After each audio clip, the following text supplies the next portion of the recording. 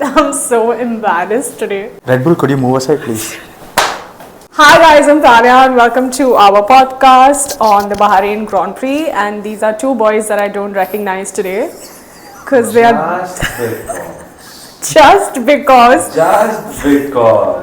they have decided to bully me because Red Bull has not been performing. Well, we always want to bully you on that, but because of your conversations regarding, let's see where Ferrari, McLaren, or even Mercedes stands after the race, what are all those big talks that you had given us?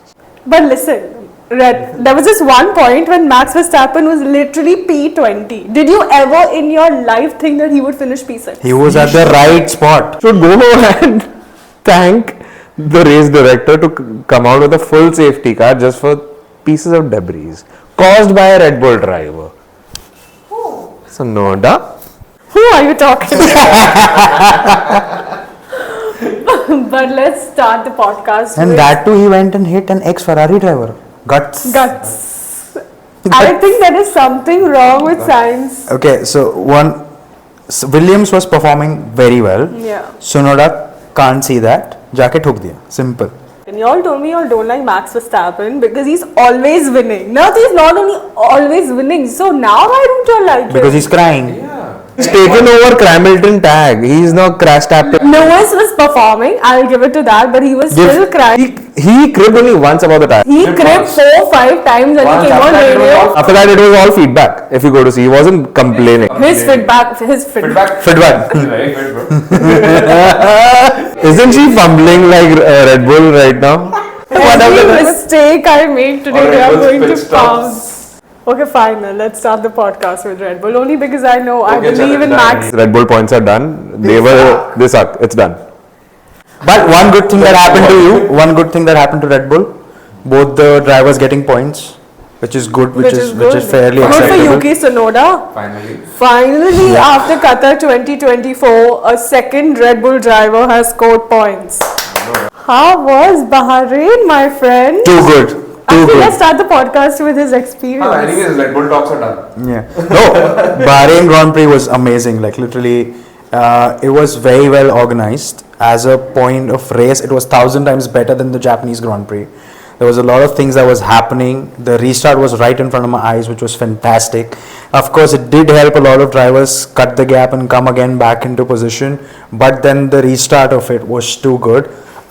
Conditions kept changing because the practices and the quali happening in the afternoon and a bit of the early evenings was very hot. The temperature was very hot, and all of a sudden during the race, the temperatures got down. So they had to manage the tire and the pressure very well, which was done effectively. Few fuck-ups, I would say, with certain strategies that happened out there, which was again spoken by the local commentator out there. Though I want to make this point, local commentator was also making fun of Red Bull for sure. I love that. It was in Arabic, but I laughed my guts out. You understood? Yeah, they said Red Bull and they started laughing. I started laughing. And that happened. And the best part was I was right next to an Italian Ferrari fan when we both were going crazy because Hamilton had very good overtakes. Antonelli Kimi had very well. That overtake was very well planned. You saw that overtake, or it was on the big screen. It didn't happen. But all of a sudden, I loved the fact this Gasly and Alpine going ahead and Verstappen trying every lap. He couldn't. When you are there, when you watch it on the TV, but when you're there live, sitting out there, you understand the way Alpine had the throttle and the way they were accelerating. Red Bull didn't have it, very honestly.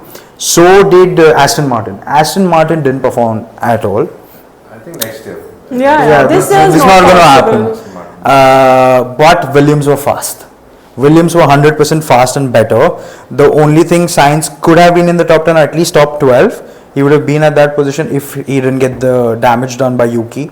Somewhere down the line between the two Red Bull drivers, I would say. Hey, talk about Bahrain GP in like. I'm talking about Bahrain GP on my turns and what I saw. No, this time you're doing full podcast on your own. No, but I'm just giving you a brief. Say कितनी गर्मी थी, say phone फट रहे. Many people fainted in the heat. because it was too bad. It was dry heat. Temperatures were soaring up to 38, 40 degrees in the afternoon. It was really bad.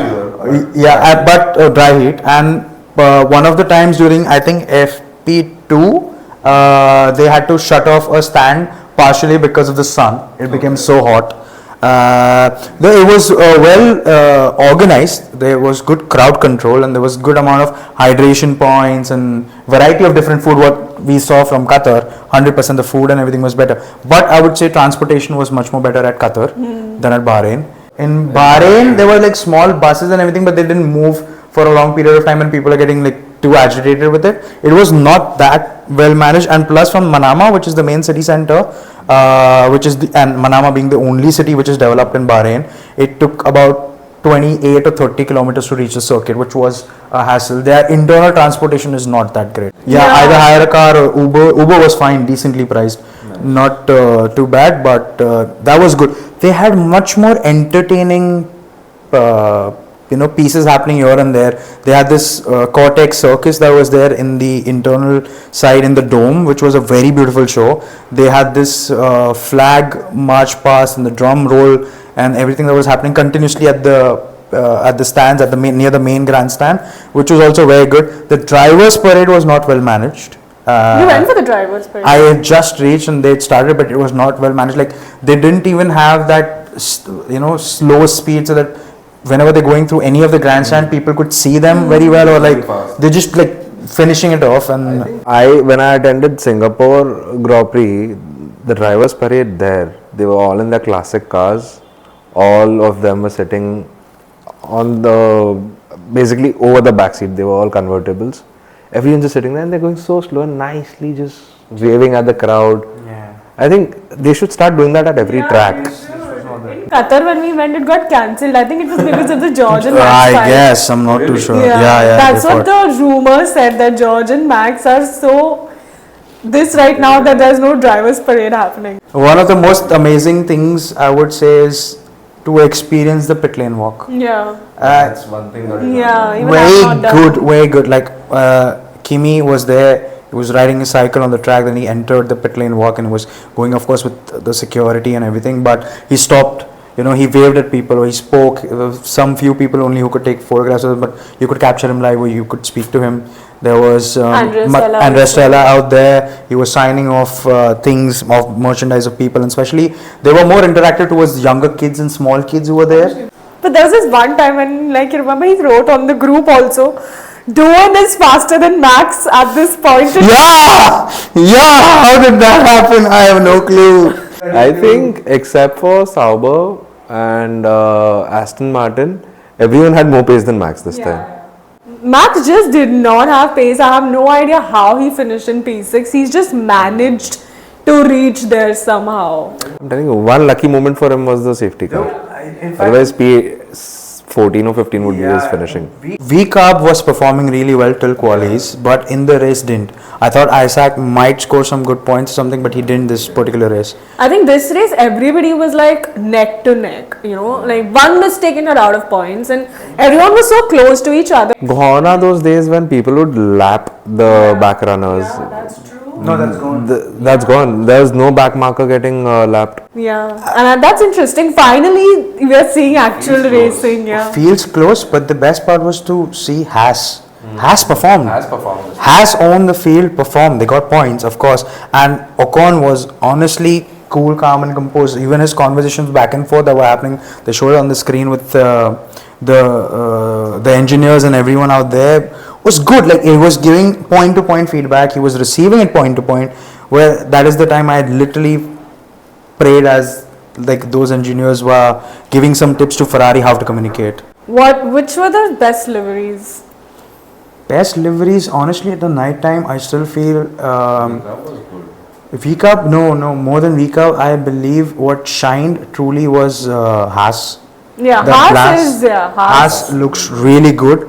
There was Williams look very good. Yeah, the bluish tone that they have, that's very good. And Alpine's pink and blue? No, decent. Really? I would say decent. But honestly speaking, it was Haas and Williams, 100%. Steak was looking good. No, it didn't have that shine on the car, which Williams had. It's matte. There's a matte finish now. Last year they had a proper neon glossy finish. Last year in Qatar, we were like, we couldn't take our eyes off steak. It was so beautiful. But no, I believe they're making it matte doesn't help them. It's the shine in the night races which helps. So Vika was not that good. No, Vika was also white and matte. It was not shiny. I think all the cars are matte this time. There's not one single car that's shiny or with a glossy finish. Williams is also matte. Williams is not. Williams. Only the top part, the Duracell wala part is glossy. Rest, the whole car is. That gave like it. You were able to spot it correctly. Like that's Williams going out there. The best part about overall feeling in the race was people were like after a particular laps and everything when Piastri took over. Piastri had such a big gap between him and Russell, and every time Piastri would go, everyone would switch on their phones to capture say Piastri, Russell aayega, everyone. Piastri gaya nahi 10 seconds, but they're shutting the video and then they're waiting for another 5-10 seconds and everything, and then they take the next video. Oh yeah. He was on fire. He commanded the race. He got the fastest lap, pole, finished first, led majority of the laps. Now who do you think is McLaren's number one driver? I still think it can be Lando. Yeah, it can be Lando, but now do you agree that Oscar is better than Lando? No. Genuinely no, they are at par. What, he needs to win a fucking championship for you to agree? No, 1 second. If you go to see Lando, let's compare him with the previous second half of the season and his starts. Though he was few centimeters ahead than his stopping line, but still that start that he had, he's worked on that. That was the only bottling point that he had ever in the second half of the season. Plus his overtakes, except for the last one where he was trying to go past Russell. He did a stupid mistake of going on the outside line of turn 1 where he could just patiently wait and take the second DRS and just overtake him from the inside. But yeah, rest of the things he was on point. The difference between the two McLarens in this particular race was Piastri was always ahead. He didn't face any competition. But Lando had competition. The position he started and the position he reached and the couple of overtakes he did was tremendous. He had to fight Charles Leclerc. After the restart, he had to fight Hamilton. He had to fight this guy, Russell. But he had a great start for the first time in his career. He's looking at that. He just gained 3 positions in the first 3 turns. And the race director, like they were so busy, I don't know, doing what, that they never showed Oscar's start. Did you all realize that? They didn't show that. Oscar's start was not visible on TV. Have you watched the race on TV? No, I've not seen it on TV. I did not like, see, honestly, there was so much happening in the whole race, but I feel that the race direction of this race was not that good. The race direction, if you go to see on the broadcast angle, it was pretty much on point except for the start. I don't think, I think there was a lot of stuff happening midfield, like they never showed Ollie Behrman overtaking from P20 to P10, not even once was Ollie Behrman there. 2 overtakes, I remember seeing 2 overtakes by him. Of Ollie? I don't remember watching Ollie throughout the race, I feel. Maybe because you were crying over... Oopsie. Okay, let's go point by point now because you're like Oh, so you didn't like the direction because they didn't show Red Bull coming first. Oh, sorry. What about the tire strategy and the strategy in general? This is the first time we've seen tire strategy and the strategy in general. I think for the whole field it was crazy. The best tire everyone could go with was medium, the C2. But if we're talking about strategy, I would like to point out for the first time Ferrari started with the best strategy. They could have just let them be on the track, go for a 1-stopper. Actually 2-stopper even, just shift to another medium and towards the end take a soft. Charles was anyway saying that he wants to go with plan D, but they were more wanting to go with plan B. Yeah. Because Lewis would obviously get confused with the C. Is he saying yes or is he saying C? But of course the whole yellow flag helped them with a free pit stop. I think for everyone. And No, Max had just pit before that. That's the reason why he came back up, right? Otherwise P15 was his. Guaranteed. They had a problem. There was a wrong strategy used by Mercedes. Shouldn't have got Kimi. Yeah. Shouldn't have got Kimi Why inside. did they do that? Nah, no clue. Even Russell was on soft so early in the stage. Soft chalo. Kimi was in a heavy DRS traffic, so probably just to make sure that he doesn't have to stop later. It's a free time right now, so rather just stop him. But I don't know why did they put them on soft. His race was just spoiled after that. He was performing so well. He would have been in points again. I thought podium. I was really hoping for him to be on podium this one. I was top 5. He would. Top 5 he would have been. 100%. These guys started with softs. They just had to put on another medium. And I think all the teams had extra mediums this time. I think what impacted his strategy was actually him speaking at the fan forum where he went like, oh, you know what, I have a school exam and I have to give that and it's maths and I really suck at solving problems and timing with number crunching and everything. That's He said what, that? yeah. How cute, yeah. That's what had a problem with the engineers also. They also didn't calculate correctly. Imagine going Maths to school problems. and going like, oh, maths, but I was just overtaking maths.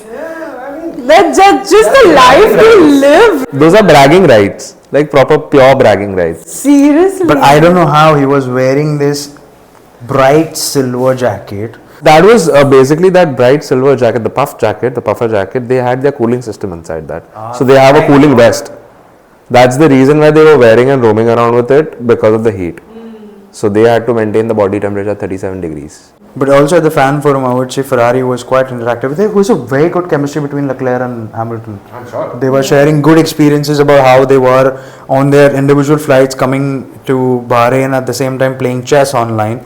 And when they were playing chess online, they were using technically ChatGPT or technically an AI software to know what would be the next move. And Leclerc goes like, I am also using it, but still I'm losing. So what kind of software are you using? How was Max? Max was fine. Better than Qatar? No, same. Maybe he's just an introvert, that's why. He just cannot do it. You're not his defensive lawyer, shut up. But He's not an introvert, everyone knows that. He yells. He keeps yelling on the... Sure, but he's an introvert. Everyone knows that he's an introvert. Come on. almost every team was able to speak, except Aston Martin also. I would say Red Bull and Aston Martin as fan forum was dull. Aston Martin's fan forum was only picked up, or like he was trying to carry all the weight on his shoulders was Alonso. Stroll was just like, I think Stroll is on some drugs, I really feel. Some sasta nasha he does. God It's knows. not possible that a man is like that. That was a man of fucking Lawrence Stroll is like that. And Lawrence Stroll, if he comes somewhere, he lights up the place. Yeah, like if Lawrence Stroll is in a room, people are only going to be around him. But Lance is someone that you will see and not even like think that he's a billionaire's son. no, I think he's quite overshadowed with his father's stature. Of course. Could be the scenario. But there was this point in the race, I think lap 30, when there was like soft, medium, hard, and you're like, what team and what strategy is happening? And I think that is peak F1. The strategy masterclass, like how we used to have that in Monaco years back, where it only relied on your strategies and not overtakes. I think it was somewhat similar to that with overtakes. That was the best part. And I think their outlaps and all were crazy. A lot of teams covered up on their outlaps right after pit stops.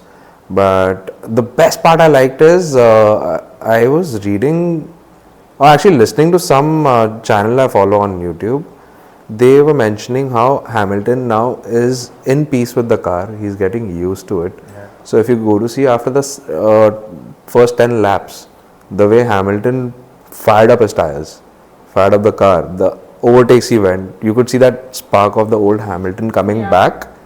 So I'm just waiting to see how he goes for the full race with that kind of a chemistry with his car. Yeah, but you could finally, like, you know, the first 3 races, they hardly spoke about Hamilton in the commentary. But This time they were on. Yeah, they were on Hamilton, and Hamilton was finally performing. Like, you could see him really. He was the trying driver to of the get day. there. He was the driver of the day. I don't know why. I honestly feel Gasly should have. Gasly or Ollie should have been driver of the day. No, one second. See, fair. the difference they chose Hamilton probably was Hamilton started at P9, right? He came to P5. P5 he came. But that's not the point. The point is that Gasly already started at P5. in he an came to P4. Alpine moment. Yeah, but Alpine did really good job Yeah, on but the still car. Gasly around these amazing that. drivers. If you're going to see with the overtakes, if you're going to see with the strategy, if you're going to see with the way he performed on the track, the way he controlled and balanced his tires, absolutely. And if you're not looking at that way, then for me it would be George Russell. Yeah. You see the stats, 20 plus laps on soft tire. I think the name Tire Whisperer is the best for him. Yeah. After the Belgian Grand Prix last year, one stopper for that. That was That was insane. He He's- was the So many functions were not working, but he crossed the line and came P2. yeah, even for me, I think it was Gasly, Russell, and then Ollie for driver of the day. Because Russell's car was literally breaking down with each lap, and there was this one point when his timestamp came down, and I'm like, did he DNF? But I can see him. This season is such a shit show. Like, we're paying so much for F1 TV, and the timestamp throughout the races, there has been something or the other, which is really. I swear, on the group when we were chatting, I was like, did Russell DNF? What the fuck happened? But did you guys? I didn't say anything on the group that Russell, yeah. But did you even see that the glitch that was there was also not corrected by the time when Lando actually overtook Russell. Yeah, that's why they asked him to actually be like, okay, if you feel you are under 1 second, then only open your DRS. But what about Max's pit stops? I have a fun fact for you guys. So the engineer who was, why are you looking at me with such a bad face? I don't understand. It's like, you really want to use the washroom, you can go. Use it. Is that me or is that Max while driving? But yeah, please continue. ऐसा होता तो जल्दी खत्म कर लेता, he would just park the car, no? Yeah, I really thought at one point Max is going to park his car and go like. I was legit hoping. I was not hoping, but I thought that he will be like, fuck it, I'm just going home. This car is undrivable. See, that prediction was also correct. Remember the last time we played that bowl thing? Paul the ball? Yeah. Our predictions did come right and Max didn't DNF. हम लोग जब DNF का बोला तो वो coin बाहर गया ना? Yeah, he did अगर जाता DNF. अंदर ना पक्का हो जाता. Yeah. Guaranteed. Sure, guys, sure. But okay, coming back to the fun fact. The engineer who is responsible for Red Bull's pit stops moved to Stake. And Stake's pit stops this Bahrain were much better than Red Bull in general. Just highlighting just one key point. Red Bull as a team, as a racing team, are not the same family or that bonding which is there, which we used to see. They've been facing a lot of issues, and when that happens, and when those pieces of that perfect puzzle starts moving to different teams, or they leave Red Bull technically, they're just falling apart. Yeah. I think Red Bull as a team overall is falling apart. The only thing that is working for Red Bull right now is Max. But I feel that Max is not going to be in Red Bull in 2026. There is a clause in his contract where it states that if he falls below the third position on the driver's ranking, he can exit the contract. Where do you think he's going? Aston or Mercedes, either. Mercedes, it's not happening anymore because Toto is very happy with Russell and Kimi. Russell's contract is ending. He's also signing a 2028 contract. That's what. It's not a confirmed thing. Yeah, but that's what is the whispers are going. The whispers are around, obviously, but if you put yourself at Toto's place, you're already getting a driver who's hungry for another championship. See, but I feel that for Mercedes right now, they are seeing that Russell is performing. He's really performed the first 4 races. Kimi is obviously killing it. Now, if they get Max, they have to kind of modify the car and team according to him, because Max is obviously not someone who's going to go according to the team. But I feel if he goes to Aston, he's already driven an Adrian Newey car and they have that vibe and connection that, okay, they can modify Aston as a team. Mercedes has already reached a level where they're like, okay, this is our team, these are our drivers, this is our car, and both of them have to drive it. But if you go to see, Mercedes has always been a team that will change according to the drivers. They had a person who was 10 times more aggressive as the person who helped them build the team, Michael Schumacher. They had Niki Lauda as their mentor.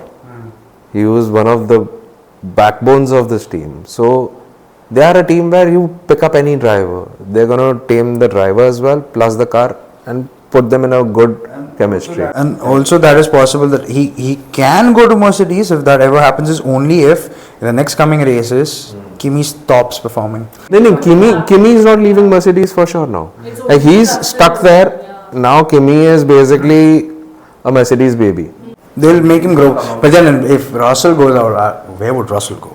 Russell will have a lot of takes. Even Red Bull might just pick him up. If there's an issue that happens because McLaren favors one driver, say again Lando, and Piastri leaves, then Russell can But fit then in there. again, Russell will want to be number 1 driver, because now he's reached a point where he wants to be number 1 driver. He's not going to go for number 2. So that's the only team that will help you be number 1.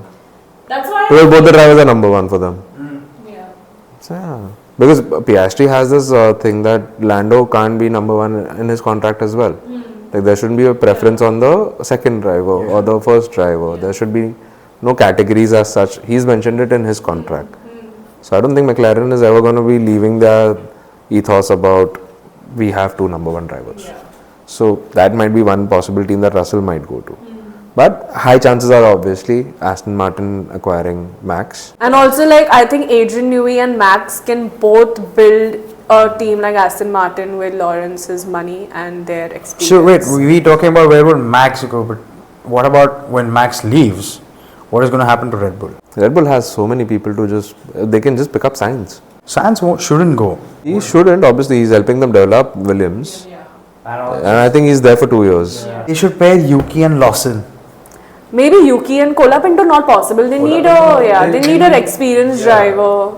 Colapinto might come into RB week up. Yeah, even I feel because now Alpine wants to keep doing, and so obviously I think Lawson is now going to perform and Colapinto is going to come in his place. Possible. But I feel bad for Lawson also because see, I'm not saying that he's good or bad. I just feel that probably he needed more time. He did perform last season, you know, like there are bad days everyone He's has. not going to go anywhere till half of the season at least. Yeah, of course. Obviously half the season you get all your answers. Imagine Checo coming back.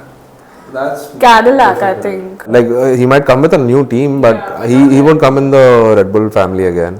The pressure that he had with Red Bull, and let's face it, he was very overshadowed. Plus another issue was now he wasn't as sharp as he used to be when he was in Racing Point. He's not that great anymore the way he used to be at Racing Point. Though he had a few races with Red Bull where he came first. He was on pole, he was on the podium. But good to see Lando performing under pressure. I The really only thought he things would that bottle around. That's, I think, the first time I've seen this guy start like how Kimi Raikkonen used to back in the day.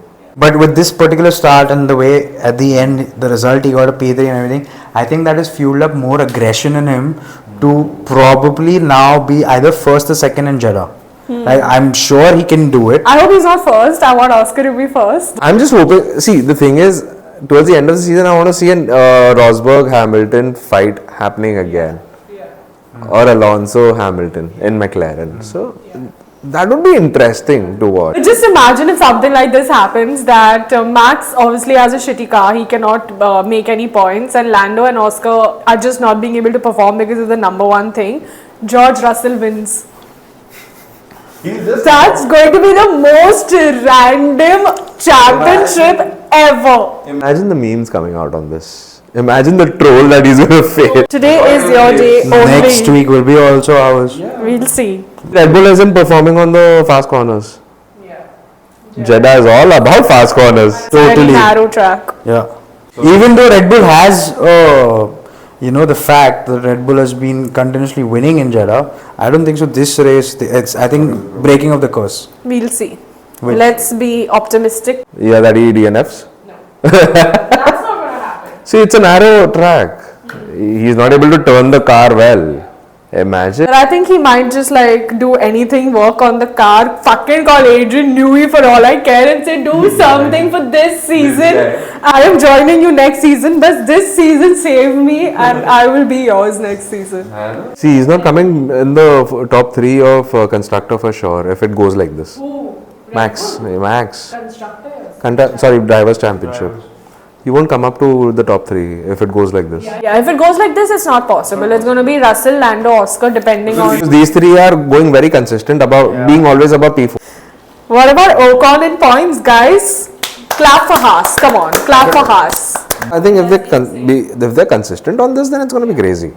It would be fun to see Haas fighting for P6 or P5. Remember like last season how Ocon and Gasly were literally at each other's neck like they hate each other, and now both of them are like in their own team. Yeah, in their own team, they're chilling and like. Yeah. So when you have that track rivalry, it obviously gets better. And you're in the same team. Your biggest rival is your teammate. So that's always the case, and Ocon's known to do that with all his teammates. Just hope he doesn't do that with Ollie because Ollie's too cute to have a rival. First year even he won't do anything with going against his teammate, but the second year onwards you never know. It might be crazy. Did you hear the Ollie Behrman and his dad's radio? So after the race, his race engineer was congratulating him and all of that, and then suddenly Ollie Behrman's dad jumps in and he's like, Ollie, it's dad. Super performance today from P20 to P10. Amazing. And he's like, thanks, dad. And it was so cute. Amazing. Yeah, everything is done. Yeah, I know. Just like the Red Bull car. It's अबे done. चुप बैठ irritate किया जब से तो Saudi चले जाता. Really wanted Charles on podium. I didn't want Lando. Yeah. But that's what the main thing was just after the quali when you saw that change and I was like, wow. Yeah. What a lineup in the top 10. Yeah. What a lineup. Yeah. I think it was one of the most exciting races we have watched in a very long time. Actually, this season we watched all except Japan. I'll give you another fun fact between Verstappen and Hamilton now. So Max Verstappen has the most fastest timed lap in the qualies in Jeddah, but at the race it's Hamilton at Jeddah. See, it's all about the race pace, right? Yeah, we'll see in Exactly. Jeddah. Now, what do you think is going to be the Jeddah podium? Hamilton coming P4. P3 would be Leclerc. P2, I'm guessing it's gonna be Piastri. And P1 being. Actually, no. P2 can be either Piastri or Russell. P1 Lando for sure this time. Yeah, even I think P1 is Lando, P2 for me is Russell, P3 should be Leclerc. Oscar, P1. I think P2 is going to be Lando, and I have a feeling P3 will be Max. I think he's going to really do anything to get the points he wants. Then leave the car and start running. Russell बाबा बैठा है कुछ भी हो जाए आ जाएगा आगे. But I would love to see, like, imagine if somehow Kimi is on podium in Jeddah. Oh, I would love to see that. He deserves it. He deserves it. And like a track like Jeddah coming on your first podium, that is insane. Yeah. How do you think the rookies are going to perform in Jeddah? So I think apart from Kimi, I think Ollie has that confidence now. He, I think, is in one with the car. The way he performed at Bahrain. Bahrain is not that easy. So I'm assuming he is going to outshine in the whole rookie wala gang. That's what I feel. This would be again redemption for Isaac because Yeah. of the race he had in Bahrain, but he understood where he faced the issues, and he of course has been performing. So I believe Isaac could come back again. So it's either Oli, Isaac, either of the two. Duhan, no. Duhan still needs a little more time. Gabriel is always featured. Yeah. But I want to see Bortoletto, yeah. Like, I had followed Formula 2 last season and I really liked him, yeah. But Such a good aggressive driver. I know, but I don't know, like, maybe it's a stake thing or it's... He's not getting that kick in Sauber. But I want to see Bortoletto perform, yeah. I feel that he should get a good car. Audi. But Audi doesn't have a contract, no? He does? I think only one driver is confirmed now for Audi. Who? Was it Nico who's going there? Nico's there for Audi, no? Nico is there for has a Audi. contract, yeah. Hey, it'll be fun, no? If you go to see in Jeddah, for example, Lance Stroll coming above Red Bull. That'd be crazy. Thank you guys. I think these y'all are really like against Red Bull today. If Ferrari DNFs in Jeddah. So I think every time whenever we meet, we should make like a prediction for the next race. And if it happens, then we should do something like a dare kind of a thing. Let's do one thing. If both the Red Bulls come in the points in Jeddah, the two of us will do a shoey. Oh, interesting. And she will finish at least half a litre of a champagne on screen. Done. Done? Done.